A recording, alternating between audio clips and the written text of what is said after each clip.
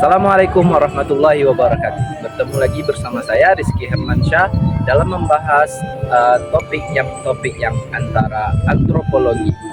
Kali ini kita akan membahas topik antropologi, yaitu tentang pengertian tri kerukunan beragama di Indonesia. Baiklah, yang pertama kita akan membahas yaitu tri kerukunan umat. Beragama adalah konsep yang digulirkan oleh pemerintah Indonesia dalam upaya menciptakan kehidupan masyarakat antar umat beragama yang rukun. Kebebasan beragama serta saling menghormati antar umat beragama satu sama lain secara tegas tercantum dalam Konstitusi Indonesia. Pada Undang-Undang Dasar Negara Republik Indonesia tahun 1945, pasal 29 ayat 1. Berikut ini pasal 29 ayat 1, yaitu setiap orang bebas memeluk agama masing-masing dan untuk beribadah menurut agama dan kepercayaannya masing-masing. Sedangkan pasal 29 ayat 2 yang berbunyi, yaitu negara menjamin kemerdekaan penduduknya untuk beragama dan beribadah. Artinya negara melindungi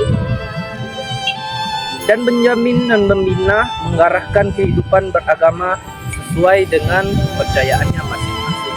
Yakninya di sini negara menjamin semua agama yang ada di republik ini dan dilindungi untuk menjalankan. Baiklah teman-teman sekalian, kita akan membahas agama-agama yang ada di Indonesia. Yang pertama adalah agama Islam. Agama Islam mempunyai rumah ibadah, yakninya masjid. Dan agama Islam mempunyai kitab suci, yakninya kitab suci Al-Quran. Dan umat Islam merayakan hari raya dengan hari raya Idul Fitri. Baiklah, kita lanjut ke agama berikutnya, yakninya agama Buddha. Agama Buddha mempunyai rumah ibadah yang bernama Vihara. Dan agama Buddha juga mempunyai kitab suci, yakninya Tripitaka.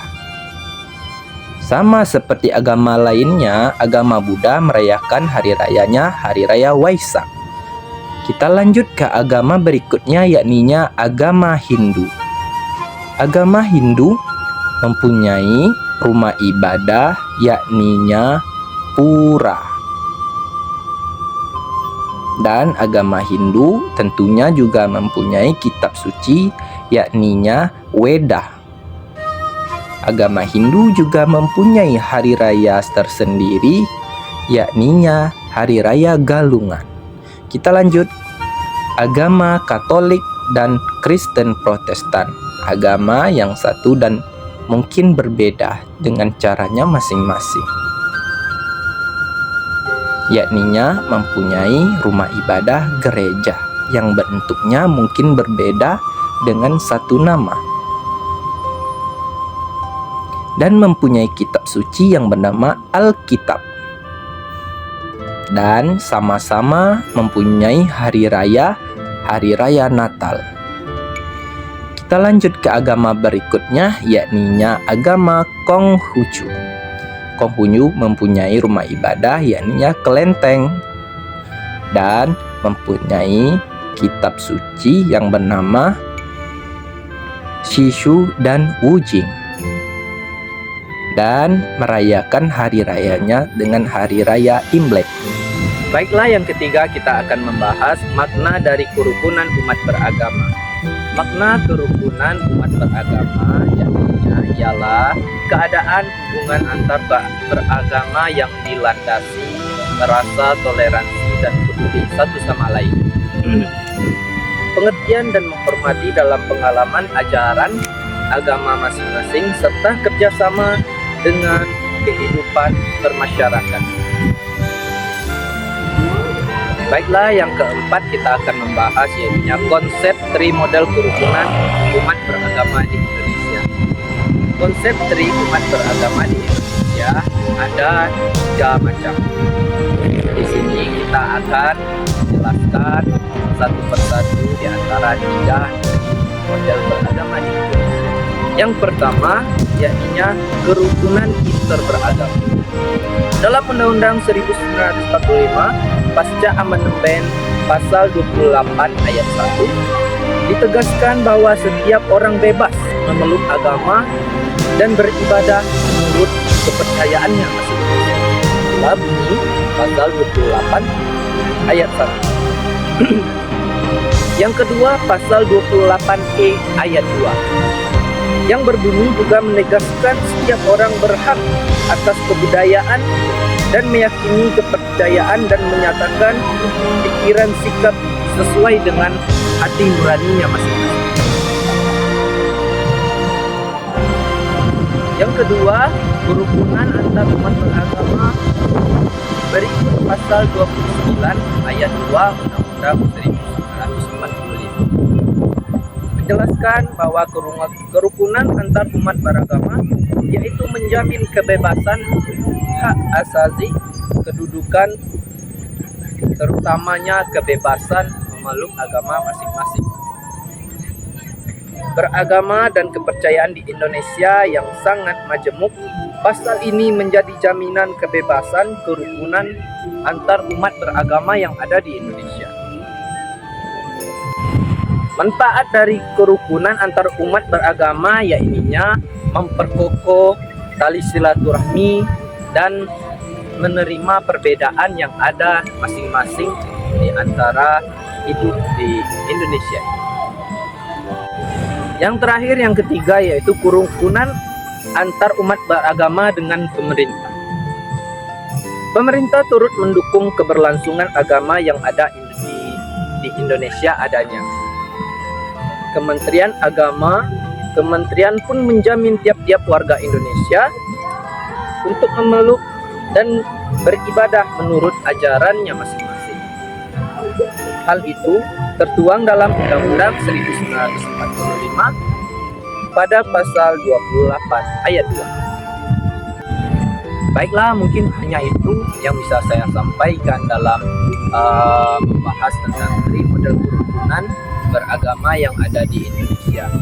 Bagi teman-teman semuanya, tetaplah bersatu, tetaplah kompak, jamin toleransi untuk bersama untuk Indonesia yang lebih baik. Saya Rizky Hermansyah pamit undur diri. Assalamualaikum warahmatullahi wabarakatuh.